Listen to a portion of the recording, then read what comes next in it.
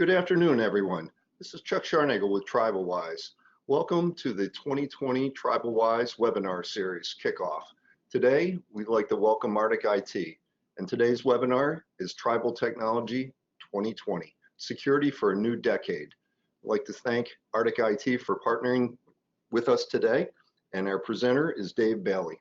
Just a little bit of housekeeping before we start. Again, thanks to Arctic IT. Our presenter is Dave Bailey. He's the CTO and Interim CEO of Arctic IT. Dave brings 20 years of experience to his role at Arctic IT. He leads the organization and helps provide network cloud architecture, cybersecurity, and business application design and implementation for both private and public sector enterprises. Through Dave's leadership, Arctic IT is the go-to security vendor for clients in the government, tribal, and commercial sectors. Dave holds a Master of Science in Cybersecurity. He's a certified ethical hacker, certified cybersecurity analyst, and CISSP. He resides in New York, where he and his family enjoy traveling. An FYI, this session will be recorded for unlimited future viewing. You can find it at TribalWise.com. All participants are muted, but we encourage you to send questions to us in the chat box, and we'll try to get to all of them at the end. Stay tuned at the end, because we're going to share with you more information on additional webinars. And today we have a survey, and I'd ask all of you at the end to participate in that survey. It certainly helps TribalWise and Arctic IT. With those answers, we can give you better information down the road. Without any further ado, I'm going to turn it over to Mr. David Bailey. Dave? All right, thank you very much. We'll go ahead and get started then. Thank you very much for the introduction. Happy New Year to everybody. I don't know when we officially stopped saying that. I guess we're 2 weeks in, so it's kind of getting old. Hopefully everybody had a good holiday. Cybersecurity, constantly evolving. Want to talk about some of the best practices and the things that you should be taking advantage of, and some of the different industry standards that are out there for you. We're also going to do a little field trip out to something called the dark web. Some of you may have heard of that through the news, or you might be an IT professional and have knowledge of what the dark web is. Most of us, I find, though, have never been out there. So today I'm going to take you on a little field trip and show you some of the stuff you can find out there, and kind of how people get out there and what they can do. So talk a little bit about what's trending. Dark world, it's really easy to understand that there's a criminal enterprise out there, whether it's state-sponsored, industrial espionage, different types of criminal activity. And when we look at the types of costs and the money that goes around the world of cyber in general, it is a massive amount. The world is set to spend $6 trillion in just cybersecurity defense. And that goes from personal to business security. Types of costs that attribute to that kind of spend is how many people will spend $300 a year on a LifeLock subscription to make themselves more secure from a credit perspective. 58% of small businesses were attacked in the past year. And the scary part of that is the majority of them won't recover from that kind of a breach. So what can be done to protect yourself? What can be done to have a better security posture in the space? So the struggle is real. Besides money, what do you lose? You lose vital services, records, productivity. We had a few tribal clients of ours in the past year and a half that were struck by ransomware. One of them had 197 desktops and 90 virtual servers wiped out by ransomware in one shot. And the cause of the hack was they had a food service vendor that VPN'd into a site to get order information and took them down completely. They lost everything. It went and traveled into their medical clinic and then traversed into their tribal government with privilege escalation and took down even more. little things from external security, internal security. It doesn't take much, right? Reputation. So, what happens if you're in a for-profit business and you're selling a product and you get hacked? Immediately, your product reputation can go down the tubes. When we look at cybersecurity on a global scale, I think this is an interesting paradigm. Sophos is one of the tools that we use quite a bit here at Arctic IT. And more than 2/3, so about 68% of organizations worldwide say they were hit by some type of cybersecurity attack. That doesn't necessarily mean that they were compromised, but they were attacked. From a global perspective, we see that the United States ranged in there around 71% of people surveyed actually have that experience. So most attacks are discovered on a server or a network, right? So when you look at this and you look at what we call an attack vector, where am I getting attacked from? Is it a mobile device? Is it a workstation? Is it a wireless network? Or has someone let something through a wireless device or a PC and gotten onto a server, and now there's some type of exploitation happening there? 36.7% are discovered on the server. Another 36% are discovered on the network. Lots of different ways to look at that. Who's monitoring all the traffic that's on your servers and networks? Do you have analysts that are sitting there looking at that traffic and waiting for something that's an anomaly? Are you using artificial intelligence to look at that data and that telemetry to see if there's some type of weird activity or data leaving the enterprise that you don't expect and don't have an explanation for? There's a lot of different tools out there. Looking at this statistic, you know that there's no way any human individual can keep track of the kind of traffic that's out there. For example, if I was to use a tool called Wireshark and I wanted to just sit there on a workstation and watch the amount of traffic, just hitting a couple websites from my workstation and just trap that in a log, in 1 minute, 60 seconds, on average, just by going to an Amazon, a Google search, a couple other things, on average, I'd have about 65,000 individual packets or lines in that report. So how do we go about trapping what's normal and what's not? Okay. You see mobile device security is on the lower end of that. That's because they're not discovered there, but they still can be an attack vector. So I can come through a mobile device or an endpoint and make it to a network or a server. So what's the difference? There are different types of exploitations out there: virus, Trojan, ransomware, worms, adware, spyware, bots, rootkits. We put this out there because every once in a while we're in this space, even if we're IT professionals, we forget that there are differences between how these types of infections can behave inside an environment. The scary thing is with one device, with one simple device, and I'll give you an example. This is something that we call a rubber ducky. Right? This is something that I have here. If you're looking at your camera and you can see me, I have something called a rubber ducky. I can put this onto a computer. I can put it onto a phone with an extension. I can go to a office parking lot of somebody that I'm either being paid to penetration test. So that would mean that I had my my white hat on, right? Because I'm a white hat hacker. And no, I don't wear this outside of the house, but I might have my white hat on, and the cleaning guy might be on his way into that building at 7 o'clock at night. And I can go over to him and say, hey, buddy, here's a $100 bill. I just want you to find any workstation in there and plant this sucker on the back of it. Thanks so much.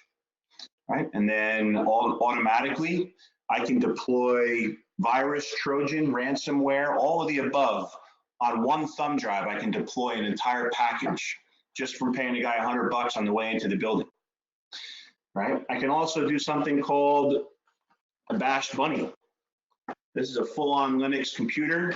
They even come in their own pretty decorative envelope. You can buy these things out in the Hack5 website. Don't even have to go to the dark web to buy these things. And just by switching it right or left, Essentially, I can change the different types of payloads that I load, or I can actually record all the keystrokes and all the different screenshots I want right on somebody's computer and traverse their network with one tool. These are real things that occur. These are real devices. This one's about $120. The other one's about $150. It's got a little bit more capability. They're low cost, and typically you don't get them back once you deploy them. But that's how some of this stuff gets into these environments, and people have no idea because they're not watching it on the network. It came in through an internal way, and it was a physical breach, not an electronic breach, and there's a big difference. Then we talk about the dark web. Being Arctic IT, can't get through a presentation from us without some type of iceberg. So sorry, here's the iceberg. If you know anything about physics, typically it's about 11% of the iceberg is above the surface of the water based upon density. Doesn't quite fit the model, but again, we needed to use an iceberg. So the internet that we use day in and day out, Google, Amazon, any of the websites we use to buy, shop, you go to arctic.com, Microsoft.com, you go out to look and see what's playing at Mohegan Sun for entertainment that weekend, all of that combined worldwide is only about 4% of the internet as a whole. Think about the size of the universe, a solar system, a planet, a moon, a speck of dust. Right? 4% is what we consider the internet that we as average folks have touch on. 96% below that is considered the deep web or the dark web. Okay? There's military out there, state-sponsored transmissions, all kinds of stuff that the internet was originally designed to handle before it was commercialized. The internet's become so prolific as a part of our business, we forget a lot of that. Dark web facts. It's a hidden universe, the deep web, 550 times larger than the surface web. It's undetectable from a traditional search engine like a Google. I'm actually going to take you out to the dark web today through something called the Tor browser. TOR stands for the onion router, and I'll show you what that looks like a little bit here. You get to remain anonymous out there. You can create all different types of identities to do different things, and it's not traceable. It masks your IP address, it masks your location, and it is a much bigger industry than most of us give it credit for. So how could you be compromised right now? Malicious individuals are looking specifically for email domains. They can find out your email addresses for different virtual and social sites.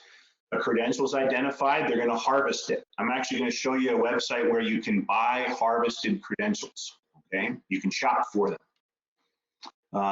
They're going to move quickly, post it for sale.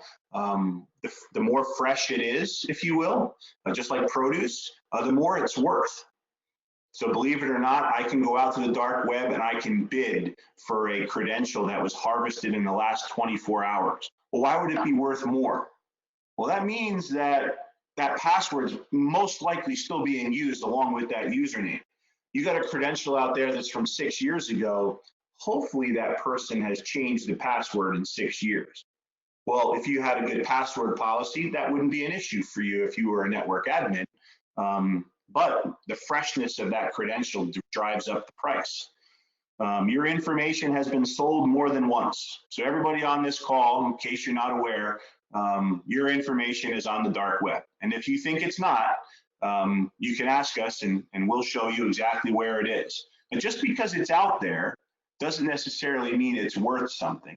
Just because it's been hacked or compromised in the past doesn't necessarily mean that you're currently being hacked. But if you don't have a habit of multi-factor authentication, password policy, that kind of stuff is definitely going to bite you.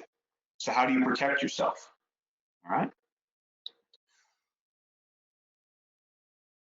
So dark web monitoring, we use a tool called ID Agent as a managed services provider. This is something where we'll take your domain, say for example, arctic.com, we hook ID Agent up to it, and it scans the web for anything with a .arctic.com out there. And it will find any addresses or any usernames. Well, why would I want to do that if it's just my business network? Do you know how many of your employees use their work username dbailey@arcticit.com, for example, as a username for other websites because it helps them remember and it's very easy for them. So if a website like LinkedIn is using a work ID and password, and people don't want to have more than one password to remember, right? God forbid. That gets hacked. Well, now I might have a domain credential that I can use inside your business. So you have to think a little bit further ahead on, hey, how am I looking for that stuff? So that's just one of the services we provide to all of our managed services customers. We do ID agent scans for anything related to their domain, and that helps us keep them more secure by letting them know, hey, one of your end users has a password out there that was hacked. You might want to change that. Okay. All right, we go on the dark web so you don't have to. Okay, so let's get into some best practices. Network segmentation. Now, these are some 101 type things, but this is little stuff that sometimes, even large enterprise that we work with, they have a vulnerability that we might discover because maybe they got a new wireless router that someone had stood up because they got a temporary workspace or a trailer in a parking lot during a construction project. Hey, guess what? Got put on the main casino segment. It didn't get put on a separate network segment for guest access for contractors. These things happen all the time. Segment your network so that someone that gets into it potentially can only go so far, right? They can only go so far. They can't get a whole view and traverse your whole network. So maybe you have finances on its own network, you have HR on its own network, depending on how you're structured. Most of the casinos we work with have this pretty well done. Sometimes we get into the government side and they maybe are not as operationally mature or sophisticated, don't have the same kind of resources, and they might not have divided this stuff up, right? The types of information you're identifying too help drive that, right? Apply operating system patches. Again, this is a 101 type thing, but how many people had to do a little bit of a shuffle here with Windows 7? All right, Windows 7 going out of support. We're on Windows 10. If you're still on Windows 7, the business reason that you have, I'm sure you've convinced yourself that it's pretty good, but it's probably not that good. There's different reasons why people will ride an operating system because of a line of business application, that type of thing. But you have to be able to budget and set yourself up for that stuff. Look how long people ran XP. Look how long people ran 7. Look how long people are going to run 10. Make sure that your systems are patched.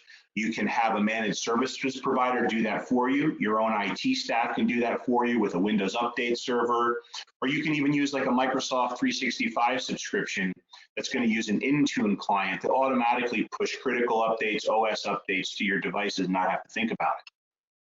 You don't want to be exploited because you guys didn't patch an operating system in your environment. As an IT professional, you really can't recover from the fact that, oh, it wasn't patched, right?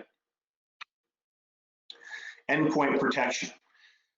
So nowadays, it's easier and more cost effective to deploy something on a workstation that can protect. So if a user clicks on something, and every single organization has at least one user that'll click on anything, and I mean anything.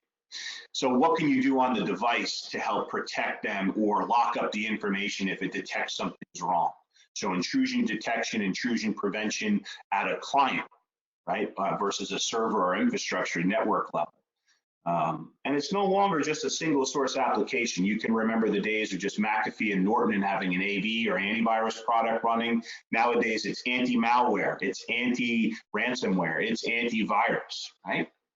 So there's a suite of tools. When we deploy a managed services client for our folks, we drop one client on their desktop and it has all these tools built into it to protect them from themselves and whatever else they might not be aware of. Company security policy. Most of us are in a BYOD environment, bring your own device. How do I secure the information I have on that device that pertains to my enterprise? Well, there's many different methodologies to do that, but typically if you're using Office 365 or you have other applications that you want to deploy for business onto your employee's phone, a couple different ways. We use a Sophos Endpoint Protection, a Sophos mobile security tool, where it creates a container of our business applications on our user's phone. And if they separate from us or we separate from them, sometimes either way, we're going to go ahead and just wipe that whole container. So the data, the applications, the security, the identity, everything that belonged to the business, even though it was their device, is going to be containerized.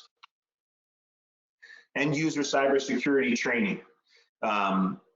This is the single biggest item that you can invest in, and it's the most cost effective for return on investment. We love selling tools. We love working with tools. We love getting those tools on your environment to help secure you against yourself. But education is the single biggest one, in my opinion, that you can invest in. Testing your folks, going through phish testing them.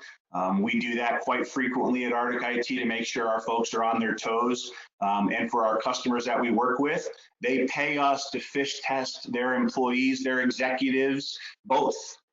Right, so we do this stuff all the time to make sure that people are always aware and thinking to themselves, should I click on that? When I get an email, it doesn't quite look right. What am I looking for? Am I looking for the email address? Does it match the person's name? If I put my mouse over a link, is it really the link that it says, or does it go somewhere else? Being cautious and not clicking on things is the best education you can provide your folks. And you can't do it often enough. We recommend quarterly phishing tests and quarterly education processes. Here's a phishing example I have for you. Just back before the end of the year, I got an email from Chase telling me that something was up with one of my accounts. Chase notification from Adobe Connect. That's what it actually, the web address. So here it was admin@adobeconnect.com with a Chase online. I noticed that the logo at the bottom of the email was kind of stretched, which meant something looked like it was mucked with, right? And then there's a hyperlink inside the sign on to Chase, and it was kind of strange. So as a safety precaution, now I'm a security professional, so I'll go a little further on this just because I'm going to get my nerd on, right? I take this web address and I put it into Notepad, and then I go out to a tool that I have in one of my hacking machines, and I put that address in, and it tells me that a dude named Dmitry Shilyev, located in Moscow, Russia, is where this machine was owned by and sourced from. And that's a real state-of-the-art phishing attack. I'm a Chase customer, right? I would expect a notification from the business on the account, but a little bit of digging and a little bit of knowledge showed me that, hey, this is definitely a phishing attack. This one was pretty sophisticated because Adobe Connect is something that we use. So at a domain level, it wasn't blocked. So you got to be careful. All right, limit guest access. So most of us have guest access for the folks in our environment that we do business with, whether it's a vendor that we want to allow web access. Set them up completely outside the environment. Make sure that you don't have physical ports for people to plug into. Most of us have switched to a wireless methodology for allowing guest access, but make sure that's on a virtual LAN, or some of us even take it a little further. We'll have a separate internet connection for just guest access that is not the same as our internet connection that we use for our internal communications in our network, right? Perform access control reviews. This is a big one. This is a big one. A lot of times we go into a business and we're going to start setting them up on a business application, and the user account, or what my daily driver, and you might not have heard the term daily driver before, but the account that I use, dbailey@arcticit.com, to log on to my email, to get into Office 365, whether it's on my phone or whatever, to use a business application, to put in my time and expense. That's my daily driver account. That should have no administration capability anywhere whatsoever inside our business. I should have an administrative account to do that. That requires me to check out the credential for a period of time and then go in to that service. Because it's not going to have a web email address, it has less exposure, it's not something that you're going to see a lot of internet traffic on, and it's really an internal account. the odds of compromise of separate administrative accounts and also limiting access to what those accounts can do is a really simple thing to do. It's not a lot of overhead. That's one of the biggest risks that we see and vulnerabilities that we see when we do a security evaluation is that same D Bailey at Arctic IT account is also the admin of Dynamics 365 or something like that. It's like, why would you have the same account? It's really dangerous, right? Automated assessment tools, there's a ton of them out there. Depending on the operational maturity, that security maturity that you have inside your organization, you might have some of these tools already. We use rapid fire tools from Kaseya to do some of our security evaluation. We'll do this from a periodic evaluation, not necessarily a formal pen testing, but just looking at the hardening and different vulnerabilities that are addressed. And then we also have real-time reporting inside those client environments. A lot of mature infrastructures that we go in have similar tools. The market is really rich with these tools. There's thousands of tools, not hundreds, thousands. If you've ever gone to an AWS conference or you've gone to a Black Hat conference, there are entire floors of automated assessment tools out there. And they range in expense from millions to $20 a month. Okay, there's lots of different ways to do that. Hackers also use these same tools to look for open ports and vulnerabilities in different environments. Okay, so you have to make sure, and I'm going to show you a hacking tool that has a lot of these, what I'll call white hat / black hat type things built into it. Multifactor authentication. Can't stress this enough. And I don't want to hear anybody say that it's difficult. I don't want to hear anybody say that it's too challenging and my users aren't going to be able to do it and it's a lot of overhead for us and they don't know how to work it and we don't want to make them click something. Guys, this isn't optional. Multi-factor authentication is something that if you don't have it enabled everywhere that you can, you are definitely leaving yourself wide open to something simple that can take down 99.9% of identity attacks. How do you not have multi-factor authentication turned on in your environment? There's no excuse you could make as an executive to a board for not having this today. There are authentication apps that you can use, and I don't know if you can see that, right? So I have all different types of authentication apps, right? All different accounts running on my phone.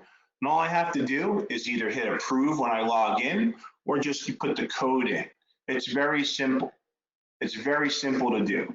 So don't leave yourself hanging out there. You can use a Microsoft Authenticator or a Google Authenticator. We use both, right, to spread out that security a little bit. For Microsoft accounts, I'm using a Google Authenticator. For AWS accounts, I'm using a Microsoft Authenticator, right, just to spread my vulnerability risk plateau out a little bit. Not that difficult, all right? And then data protection. I mentioned earlier that we had a client that, real shame, they got hacked, ransomware hit them everywhere. What made it even worse is that their backups were on the same network and their backups were encrypted as well with the ransomware. They had no way to recover, none. So their database backups, their server backups, their file backups, everything was encrypted. Now, luckily for that one client, we had done an upgrade about 3 months prior and backed up all of their stuff to Azure. And we had those backups and we were able to get them operational on all their mission critical business apps off our Azure backups prior to upgrade. True story. How hard is it to just set up a cloud backup so that your data is somewhere that you can get to it? It sits up there encrypted, right? You have access to it when you need it. And God forbid something happens down on the ground inside your environment or some other environment that you can't stop. At least you have backups to recover from. Data protection is a big deal. Figure out what kind of data, define your data, classify it, label it, and set up different protection methodologies and backup strategies. For example, we use Office 365 for everything. We use Barracuda cloud-to-cloud backup to back up all of our Microsoft email documents and everything out of SharePoint and OneDrive Barracuda's cloud-to-cloud backup encrypts it and sets it in an AWS data store. So there's a multi-cloud strategy specifically based on security for just backing up Office 365. It costs around, at end user cost is around $2 a user per month. $2 a user per month, right? So let's take a little field trip to the dark web. Don't know if anybody's been out there before. I'm going to assume no. First thing first, I'm going to slide over a, let me just get out of presentation mode here. All right.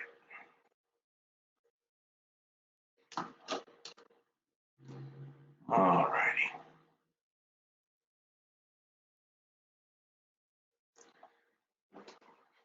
So hopefully everybody can see that.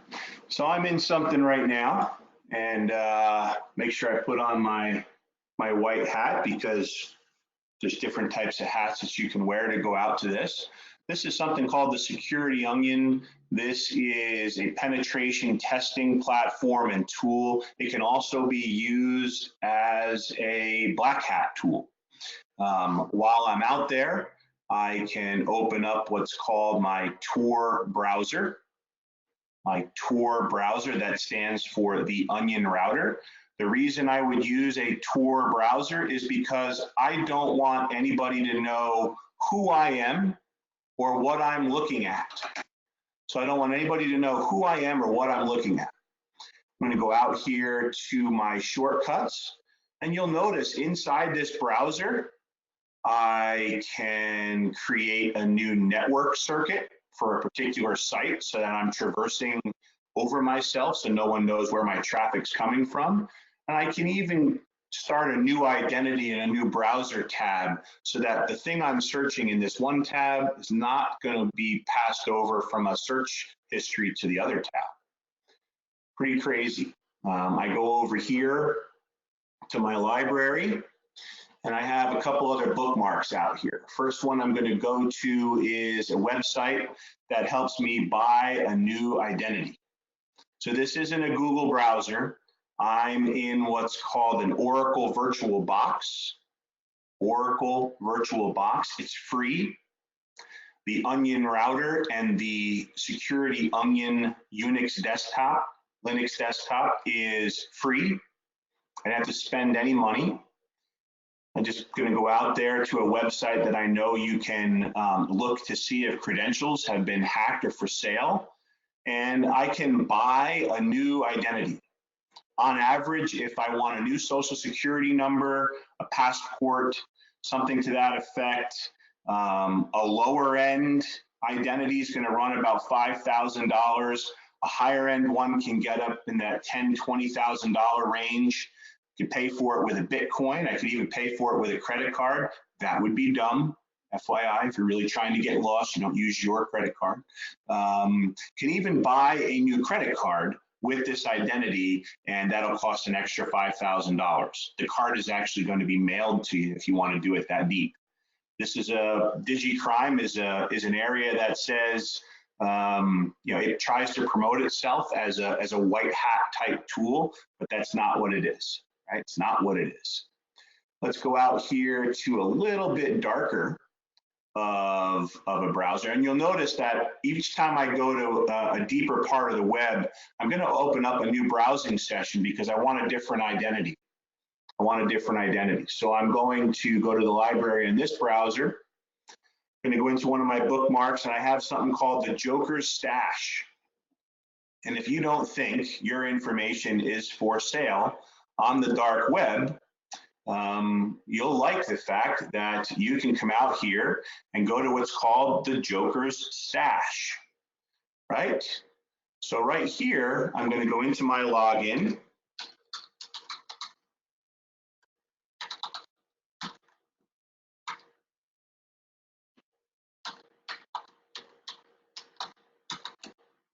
And what do we got here?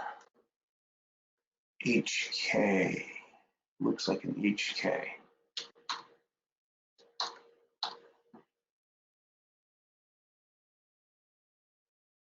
So this account lets me get out there on the Joker stash. All right, so what do we have here? Millions of credit card and CCV dumps, everyday updates, right? I got millions of credit cards, social security numbers, birth dates, you name it. You can see here,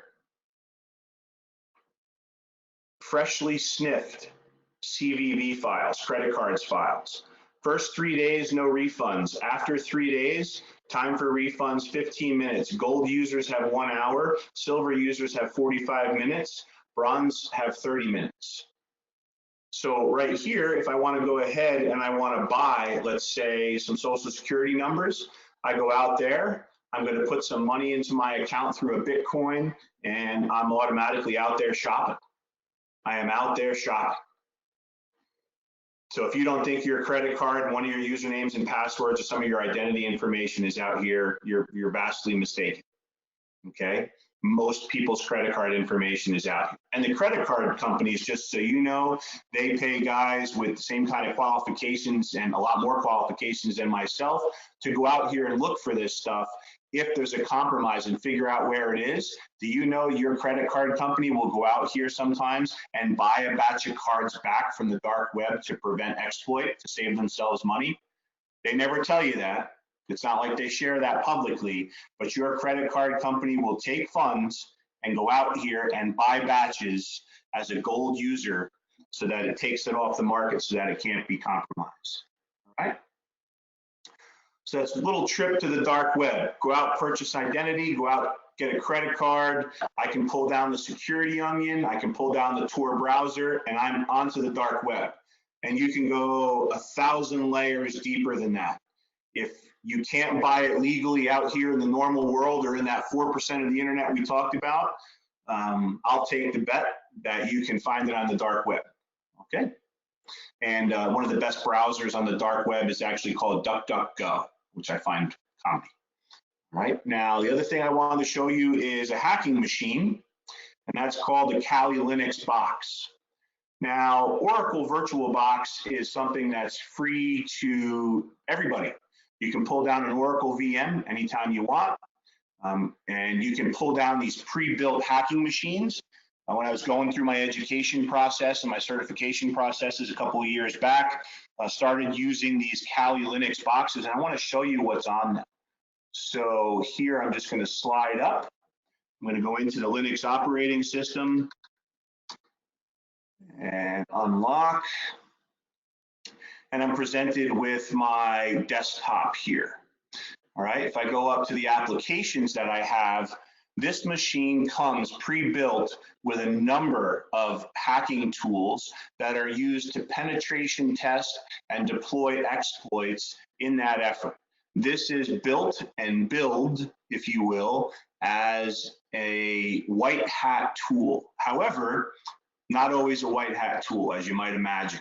So for example, if I wanted to do a wireless attack, right, you see here that I can come down and I have all different types of tools right here. Aircrack is a real big one. Aircrack helps me go ahead and exploit a wireless network that you have and crack the wireless network password. I can go ahead and point this tool at your wireless network, and it'll just run in the background until it figures out what the password is. Okay, you'll see that there's password attacks where I'm going to try to take a list of passwords or someone's user account on a network and try to figure out what they're doing there, right? Sniffing and spoofing, right? So sniffing and spoofing is one of the easiest ones. A few years back, we were at a TribalNet conference, and I did a presentation on hacking, and some of you may or may not have been there, but I had an older version of this. This is called a pineapple, a Wi-Fi pineapple. I can go ahead and I can plug this into the side of one of my hacking machines, right? And once I set that up, I'm going to set it up with free conference Wi-Fi, free conference Wi-Fi or free TribalNet Wi-Fi, and within minutes, you know, there's 20 people that are on it. And I can go ahead and fire up my man in the middle proxy, MITM proxy. I'm going to set it up on my brand new little wireless network that I just set up with all these people that are connected to it. And within a few seconds, I'm getting all the web traffic that they're looking at. I can look at what they're buying on Amazon. I can read their social network posts that say, hey, I'm not going to be home this weekend. I'll see you on Monday. I can see usernames and passwords that are being thrown over the line. Nowadays, the username and password has gotten a little bit more difficult because of HTTPS. Most websites are not just doing straight HTTP. They're using a secure protocol, which does some level of encryption. However, if I catch the information, so I'm going to get your encrypted username and passwords. Once I have those encrypted usernames and passwords, I'm going to bring them over to these other tools on my desktop, and I'll use decryption technology to run through. If it's weak encryption, I can get through most stuff in about a half hour to 40 minutes. If it's deeper, 256, a little bit more complex, maybe I'll never get it. But I do know what website you were on, right? I can get a bunch of traffic. So it's really, really crazy about like free Wi-Fi. You'd be surprised how many people will just be out there and be like, oh man, free Wi-Fi, yes, and they get on it. 9 times out of 10, if you're in an airport and you see some type of free Wi-Fi or some kind of name that you don't recognize, very common in European airports, if you ever traveled a little bit over there, it's probably someone sitting there with a laptop skimming because they know you're using your credit card to book some tour in your next destination or something to that effect. Tourism is a real big hot spot for these things to be used. You ever see one of these hanging off somebody's computer out in public in a Starbucks? I've actually seen it. It's like, dude, I know what you're doing. What do you know? Oh, I'm pen testing an executive that's sitting here getting coffee. I've actually gotten that response from somebody. So it happens. It's real stuff. So these devices, these technologies, anything that you want to go out here and look at, any one of you that's on the call today can go out, download Oracle VirtualBox, put it on your workstation, set it up a little bit with some network communications and some security, then go out to the Kali Linux project, pull down an exploit machine, and you can pen test your own environment or play around with these tools. Okay? There's all kinds of YouTube videos on how to use these things as well. All right, so little trip out to the dark web. We saw some hacker tools, some different types of things out there. Now let's go back into our PowerPoint and go through a little bit more detail here. So a little bit about us, just in case you don't know who Arctic IT is, and this is like the first time you've ever heard about us. We've been working with tribes for a little over 15 years now. We have about 51 unique tribal customers in the United States. We specialize in technology for tribal governments and casinos. Been a longtime partner of Tribal Hub. Always gotten a tremendous value out of the relationship, and most importantly, the interaction with the different peers that we work with and are exposed to, not only from the TribalNet conference, but in events like this that Chuck and the organization put on. So we're very thankful for that. We are an Alaskan Native organization, so we're owned by a company called the Doyon Limited company. You can look them up online. Okay. What we do, we have 2 lines of business. Arctic Care is our managed services, where we do manage traditional brick and mortar PC services, support updates and security. We do cloud managed services, and then we do business application services, which is referred to as Arctic Ascend. That's where we're going to implement and migrate old business applications to new business applications. And then we're going to provide unlimited desktop and application support for those things. So that's really how we divide up our 2 pieces of business. Our professionals work across both sides because security is a big component of that on the business application space. Most people moving a workload from on-premise to the cloud have a tremendous amount of fear, uncertainty, and doubt about what that changes in their security landscape. Everybody assumes, and rightfully so in many cases, that the cloud is more secure, but it has its own security ramifications that that we have to make sure that we address. So we don't want to just assume that when we move workloads to the cloud that all that security is taken care of. We want to make sure that a professional looks in those environments and make sure that we have what we need. We talked about what was trending. We talked about the dark web. We talked about 10 security practices, as Chuck mentioned. This is going to be available for you to take a look at. We did a field trip, and we're going to talk about take some action. Backing up your data.